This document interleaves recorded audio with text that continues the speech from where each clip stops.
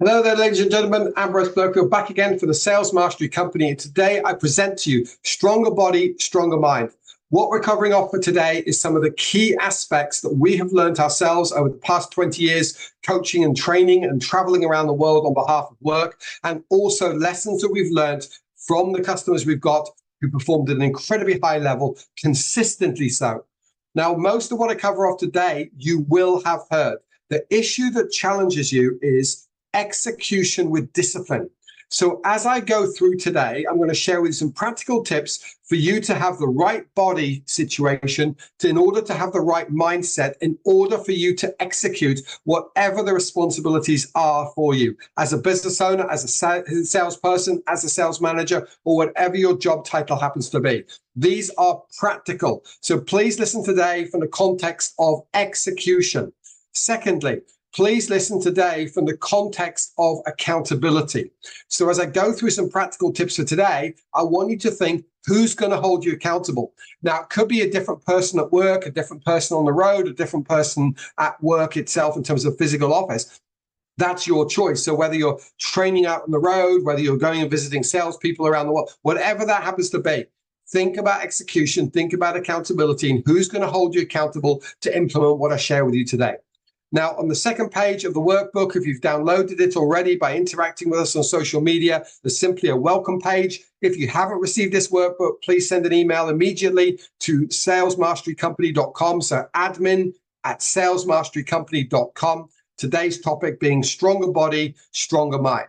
So I want to share with you some ways for you to elevate your physiological strength in order for you to be able to sustain the response to the pressures that comes from operating in sales, operating on the road in terms of travel, and operating in the world of business.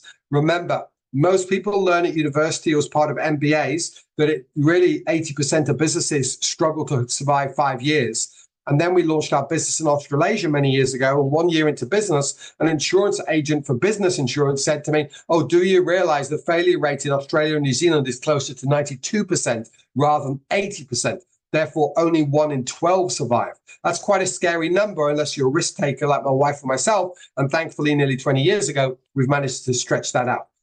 Now, here we're looking for improvements. When I say improvements, I don't want to cover things today that is dramatically chalk and cheese from your life right now. We're looking at 1, 2, 3, 4%, maybe 10% improvements in these areas, but they've got to be practical. They've got to be disciplined. They've got to be held accountable, and you've got to be committed to execution for today's topics. So today we're going to talk about better ways to fuel your body, better ways to rest your mind, and better ways to exercise. So let's just go into that if I can. When it comes to fueling your body, now, obviously, I'm not taking place of a nutritionist right now. And if you have ailments that you cannot eat certain things for them, please listen to your doctors on that front. However, what I have found works for me and what I've found works for hundreds and hundreds and hundreds of salespeople and sales managers around the world is that, number one, please make sure your fruit intake is high. Now, some people will do that because they like the liquid in it and it helps them hydrate. Others will do it because they like the natural sugars in it. So again, within moderation, please. But as a rule of thumb, most people can benefit a lot from having nuts. Now, some people swear that for males, walnuts and peanuts are opposites, and therefore walnuts good, peanuts bad. You've got to do your own research. Brazil nuts are said to be better for males than for females. But again, do your research. But as a rule of thumb, fruit and nuts are a good way to stimulate the body and the brain. Next up, muesli bars, as a rule of thumb, have a high percentage or concentration of artificial sugar, not natural sugar, but artificial sugar. Just look at the back. Remember, the contents of the back of any food product is done in proportion of what's in it. So typical rule of thumb a lot of people like to apply is if sugar is in one of the first 3 words, don't eat whatever that is. Because in the first 3 words, it could be as much as 30% of the content. Next up, pita chips, which are easy to process for your body as opposed to wheat-based chips are quite a good one rather than that.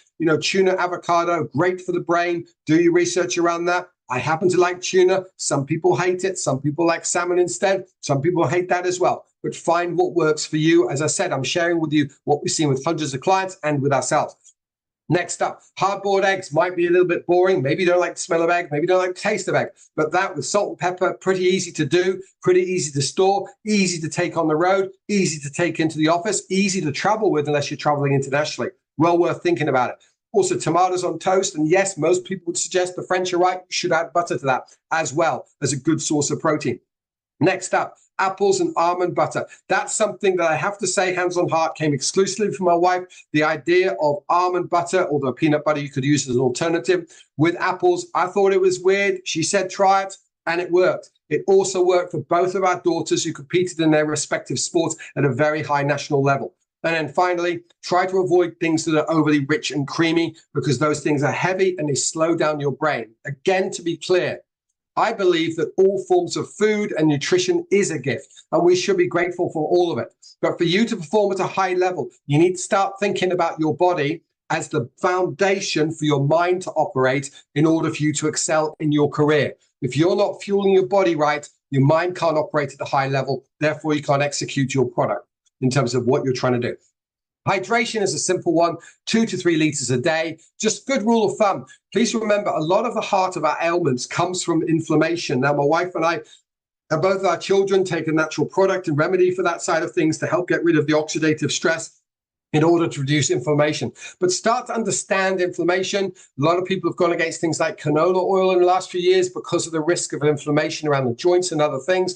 Again, please do your research. I'm not a trained psychologist. It's like I'm not a trained nutritionist, but we've learned a lot as a family over the years, especially with 2 high-performing daughters.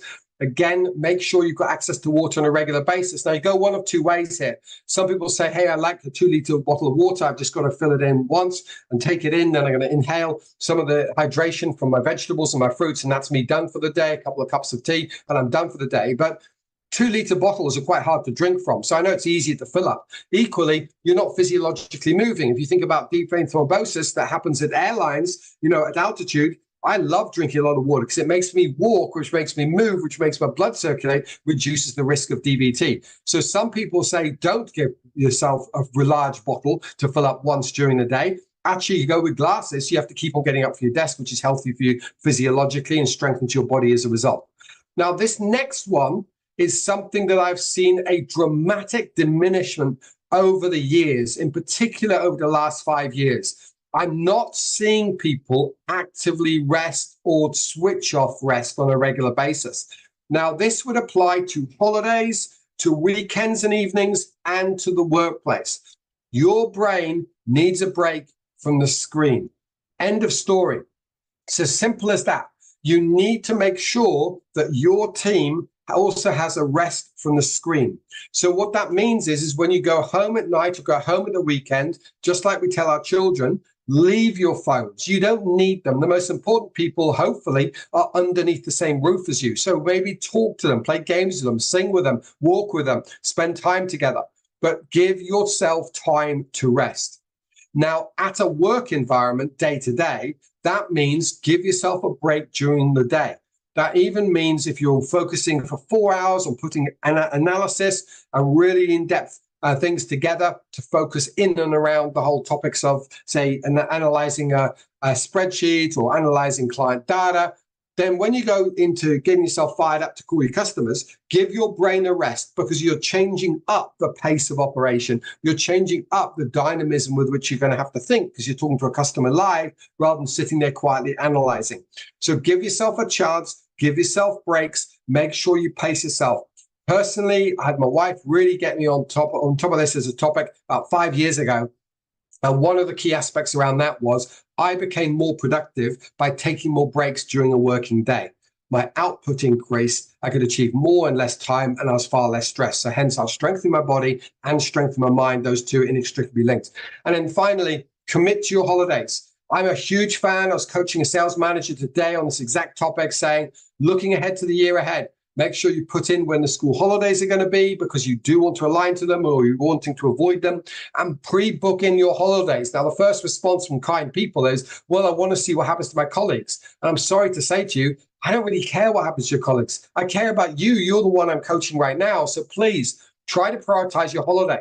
Now, that doesn't mean clash with everybody. It doesn't mean make the business fail. But ultimately, you've got to prioritize yourself. And when you go on holiday, commit to the holiday. Now, I've been guilty over the years when we travel to, say, Europe or North America, because I've been doing paid work, to obviously commit some of the holiday days into actual paid work days. Now, that is my job. But there are some times, whether that's a weekend when we're away or a whole week when we're away, which involves me not doing anything other than checking the odd email or actually just looking at WhatsApp, and that's it. So please, when you go to your weekends, try to commit to your weekends and family. When you go on holiday, try to commit to your holiday and try to prioritize your holiday. It's really important that you realize that rest is productive. I'm going to repeat that words again. Rest is productive. Now, the final topic I wanted to cover off for today, again, I'm just going to show you on the screen before, is about realizing you need better exercise. So the golden rule around exercise is little and often wins the day, not do nothing for 3 years and then train for a marathon for 3 months and then nothing again. Not good for your heart, not good for your inflammation of your joints, not good for any aspect around the pressure that it causes for your friends and your family and your colleagues. So little and often is the key. So please start slow. I prefer you go for 3 20-minute walks a week, every week for a few weeks before you start worrying about 3 20-minute runs or 3 5-minute runs. Don't go from nothing to going to the gym 5, 6, 7 times a week, because that's unhealthy. That's going to weaken your body, because your body needs to be built up. You need to think about your mind and think about your body as muscles, which is under controlled strain, they become tense and they grow. We're not trying to break them out of the ordinary. When you're young, you just give anything a crack. No warm-ups, no stretching, just get out there, fling a frisbee, then go swimming, then throw around a basketball, then throw around a football. All of a sudden you accelerate there. It doesn't make a difference at that age, but later on in your life, that's going to play a part. So please, in sales and in management and business leadership, there's always going to be stress. There's always going to be tension. You're always going to be under pressure. The first thing that feels under pressure is your mind. And if you're not fueling your body to support a stronger mind, I'm sorry, but eventually you're going to break. And then you're no use to your friends and family. You're no use to your colleagues or the business you represent. So please try to pick one thing from the areas I've just talked about. Now, if you are someone who exercises regularly already, then I'm saying to you, staying within your comfort zones isn't the place you need to be long term.